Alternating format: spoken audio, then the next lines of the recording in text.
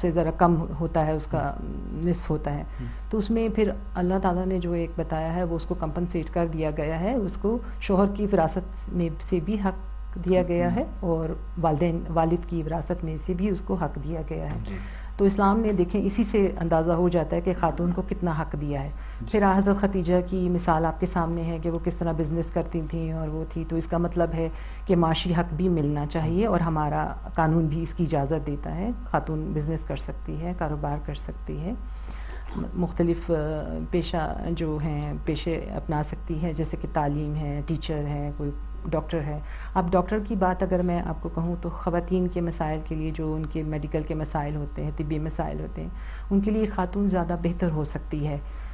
وہ اپنے مسائل کو زیادہ اچھے طریقے سے ان کو بیان کر سکتی ہیں. حالانکہ اسلام میں اس چیز کی کوئی پابندی نہیں ہے کہ کوئی میل نہ ہو، لیکن ہمارے معاشرے میں جس طرح ہم ٹرائبل سوسائٹی میں رہتے ہیں تو اس حوالے سے جو ہے یہ بہت ضروری ہے کہ خواتین کو میڈیکل کے شعبے میں بھی آگے لایا جائے. اسی طرح ان کے جو معاشرتی مسائل ہوتے ہیں، کوئی معاشی مسائل ہوتے ہیں، اس طرح وکالت کے پیشے میں بھی خواتین کو آنا چاہیے تاکہ وہ خواتین کے ساتھ اپنا مسائل زیادہ اچھے طریقے سے سالو کر سکتی ہیں.